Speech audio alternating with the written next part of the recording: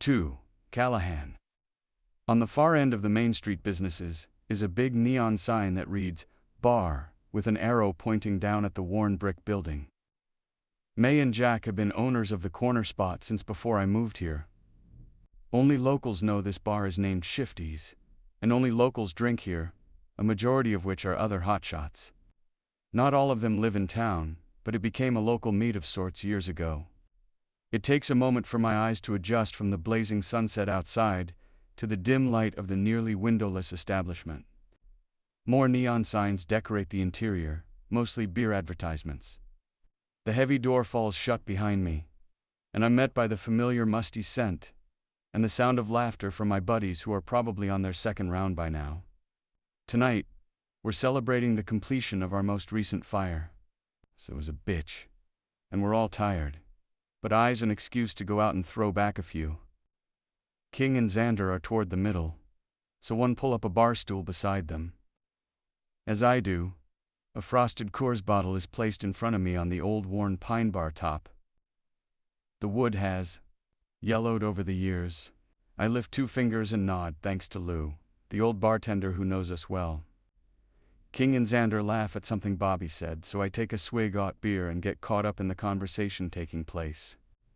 So he's got a bunch of our guys standing in a hot-as-fuck Florida parking lot while the rest of the Washington, D.C., OKIEG, fancy catered lunch because fuck us, right? They're all howling down on seafood in the nice cool air conditioning. Meanwhile, the firefighters aren't even able to grab a bite to eat, on the off chance any of the bigwigs want to come out and see the trucks and crew, like some kind of bullshit show and tell. So then Bobby chuckles. After hours in the sun, it's all over, right? And who comes strolling up with his pockets stuffed with Peelandite shrimp?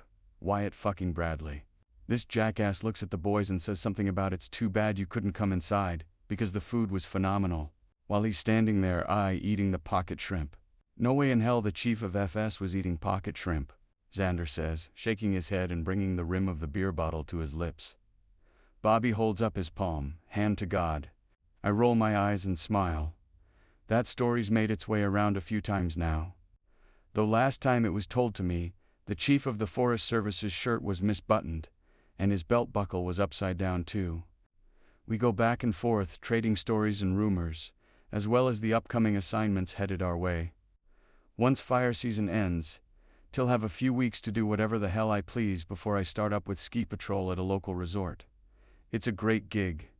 Free time on the slopes, and all the ski snow bunnies I can fit in my bed. Not a bad way to earn some extra cash. My thoughts wander to all my plans for the off-season.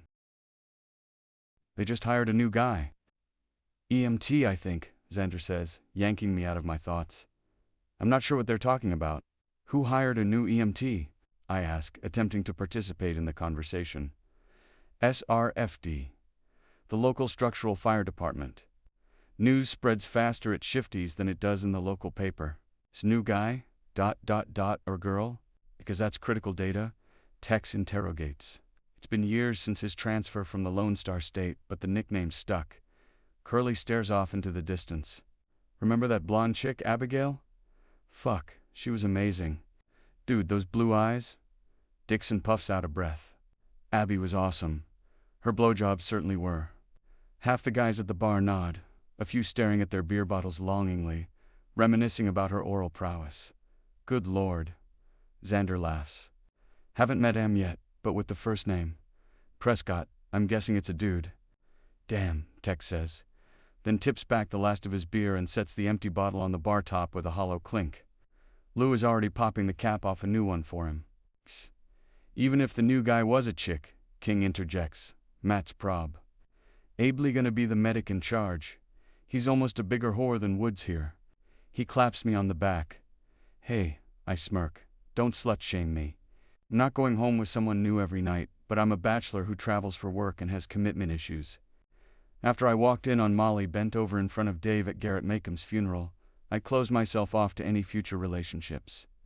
There's a ton of infidelity in this job as it is.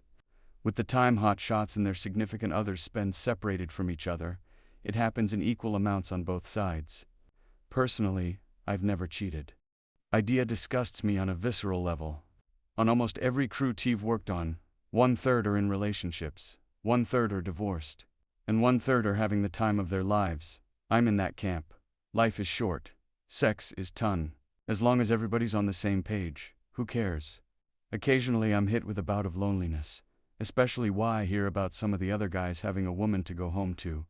But the thought of discovering another affair again is enough to keep me from getting involved with anyone seriously. TF gall, a lot of demons to work through, and I don't need to burden anyone. With that, it's easier to have sexual encounters with no strings attached. All the fun, none of the hurt. Besides, most women I hook up with are in it for the same reason. They want a temporary fling, and I'm happy to oblige. The ones seeking relationships, who think they can be the one to fix me, don't have to peel back too many layers to discover the futility of their efforts. The space my heart once occupied is barren, so there's no use in trying to plant themselves there because nothing will ever grow. I take another drink. The bar has slowly been filling with more Sky Ridge locals as the night goes on. So when I hear the door to the bar open, I think little of it until a quiet settles over the room. I turn my head to the right to see what's got everyone hushed. Probably an out-of-towner who needs directions. I quickly clock the gorgeous woman sidling up to the bar on the opposite end. Not a townie. If she's lost, I will drive her home and walk her to her bedroom to make sure she arrives safely. It's hard to tell if she's a redhead or blonde with all the neon lights in here, but her hair falls in loose waves over her shoulders. She's fit, but has some curves, and paired with her plush lips, this woman's a knockout. Dibs, Caleb says, pushing off the bar. He's a rookie shot who's wrapping up his first fire season. This kid is the most gullible dude I've ever met. Sit down, I warn, staring straight ahead. I set my beer bottle on the bar top and keep her in my peripheral vision. Caleb's way out of his league with this one. Here we go, Xander mutters. All right, perhaps I do have a bit of a reputation. I cock my head toward him, and he raises an eyebrow at me. Holding his judgmental stare, I retract my earlier statement. You know what, Caleb? I take it back. Why don't you go shoot your shot? You called dibs fair and square. I'll get the next one.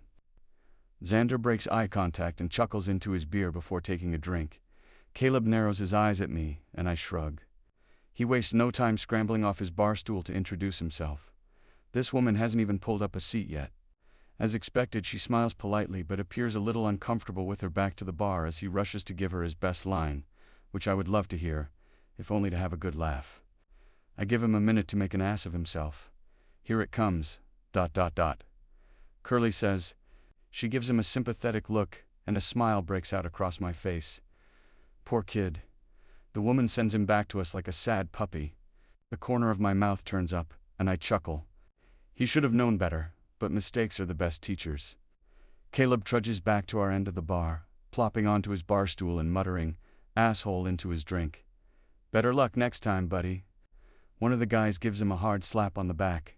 I take a drink and feel her eyes on me. When I glance over, she quickly looks away and takes a seat at the bar. The regular hum of chatter returns among the patrons. She removes her wallet from la purse, opens it in her lap, and tabs through the contents of one-nut pockets. Her lips move, as if she's talking to herself. She's counting bills. After a couple seconds, she nods to herself and lo amble over to take her drink order. Afterward, he turns around and grabs a bottle of Lac Danielsi, the shelf, and an empty glass. My guess is she's either had a rog day or is celebrating. Observe the casual way she leans back on her stool and rolls her lips together. With outstretched arms, Depitter pats her fingers on the bar top, surveys the room, and take in the unfamiliar faces with a soft smile. Celebrating. When her gaze finds mine, it stays locked until Lou breaks the spell and sets the glass tumbler with a couple fingers of whiskey in front of her. She bobs her head appreciatively, and he gives her the total. She plucks out one of the carefully counted bills. I clear my throat. Put it on my tab, Lou. A disgruntled mutter comes from Caleb.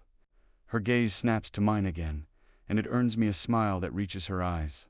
She holds up her glass, mouthing, "Thank you." I nod and wink while taking a swig of the beer in front of me, then turn back to the guys to continue our conversation. Until Dave Banner bellies up to the bar next to her. Dave, the structural firefighter who I've never liked. Dave, who couldn't make it as a hotshot. Dave, who slept with my fiancée Molly. got her pregnant, and then married her. What hole did he crawl out of? They just had their second baby a few weeks ago. He's got no business looking at this girl the way he is. My jaw flexes. I never thought Molly and Dave were a match made, but apparently I was wrong. They deserve each other. Few things rank worse than their betrayal. I'd want no one to go through what I did. You good? King asks at my side. Fine, I state, turning away from the situation unfolding 10 feet away.